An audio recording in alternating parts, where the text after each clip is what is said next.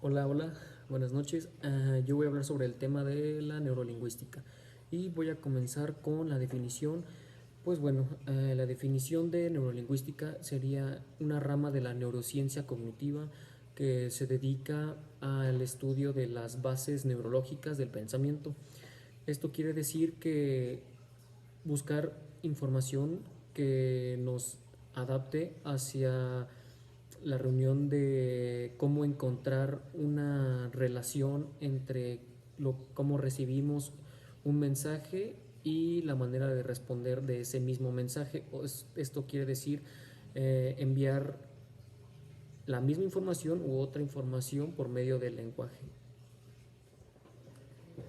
Bueno, entonces también el habla es un proceso y una capacidad que posee el ser humano para transmitir un mensaje y para responder ante ese mismo mensaje. Esto quiere decir que este proceso lleva una serie de pasos, la cual comienza con lo que queremos decir para posteriormente darle una forma, una articulación a nuestra oración, a lo que queremos mencionar.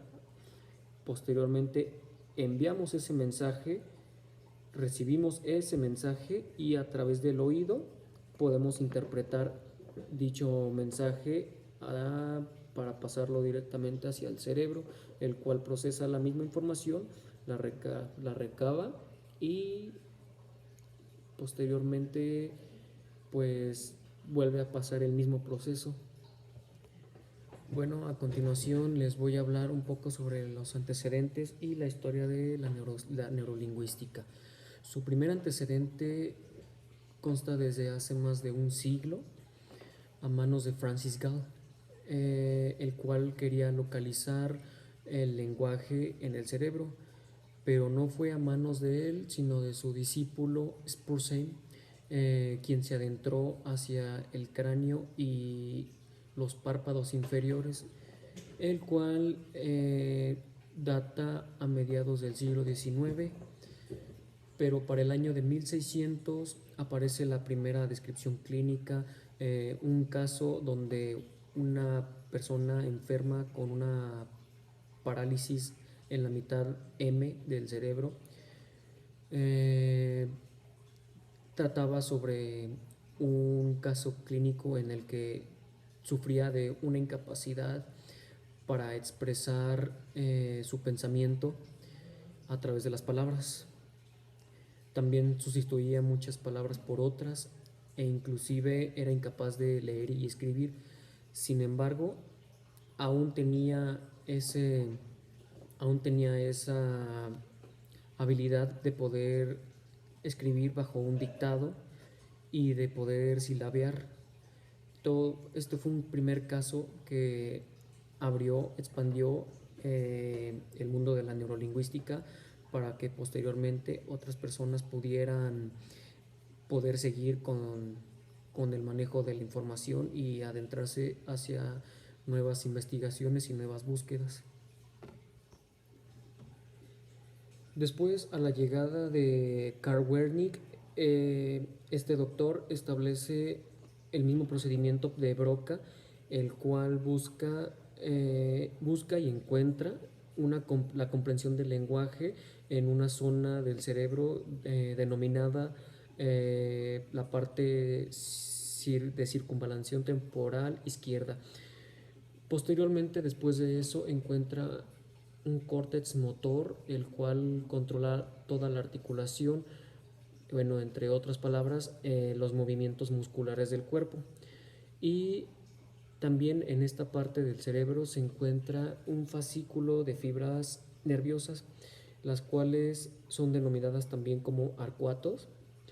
Y igual descubierto por Wernicke, entabló un control de medición entre la zona establecida de Broca, que sería eh, la tercera circunvalación frontal, y la ya antes mencionada parte circunvalación frontal izquierda, los cuales a base de fibras nerviosas se controla todo el proceso del lenguaje. Esto llevó también a la continuación de nuevas teorías acerca de los hechos y lo que transcurrió por otros médicos a través de los años para encontrar el mismo sentido del habla en el cerebro.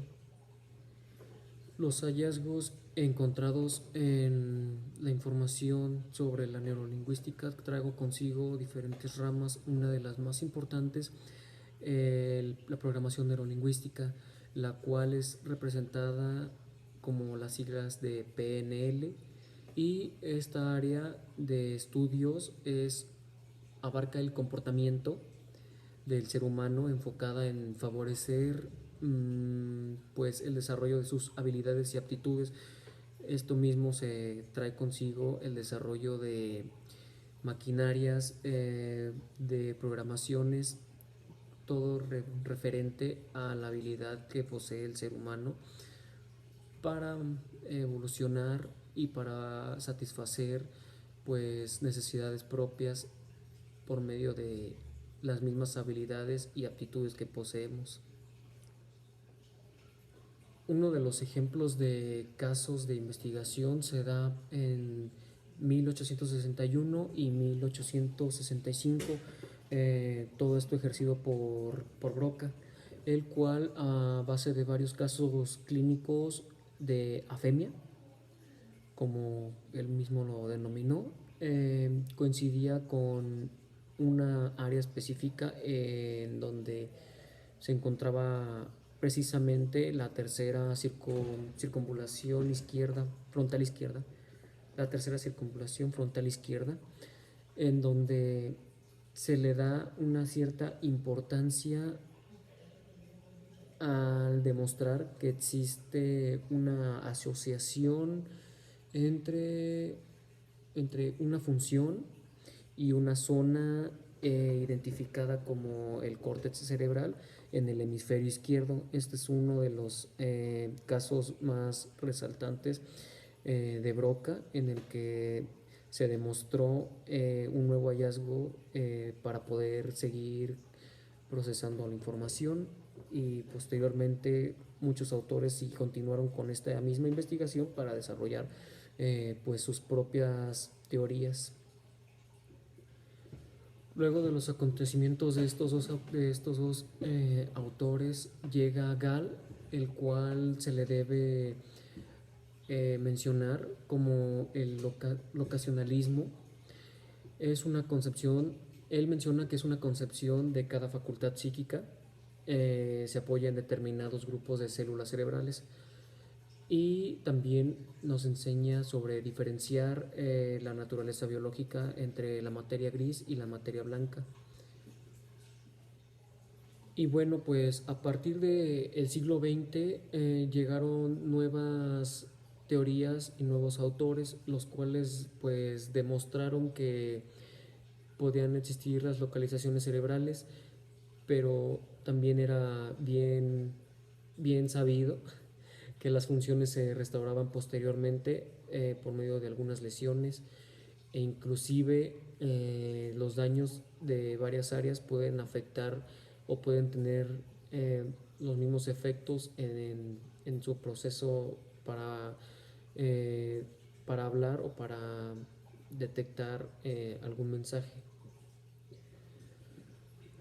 Ok, a continuación voy a hablar de los principales autores de la neurolingüística. Bueno, para comenzar, quiero mencionar a sus dos principales doctores, que gracias a ellos, a sus fundamentos, fueron quienes asentaron las bases para poder posteriormente otros médicos adentrarse pues hacia la información más precisa sobre el uso del lenguaje y cómo lo manifestamos en el cerebro. Bueno, para empezar, todo esto abarca un segundo periodo de la neurolingüística. Fue ejercido por Paul Broca, quien gracias a sus estudios en cadáveres determina que La zona relacionada con el lenguaje se encuentra en la tercera circunvalación, en la tercera circunvalación frontal izquierda. Este hecho fue un fundamento importante en la información de la neurolingüística para que posteriormente mmm, Carl Wernicke pudiera eh, establecer sus propias bases y así posteriormente otros o, aparecieran nuevas postulaciones al respecto sobre el proceso de mecanismo de información del habla en el cerebro.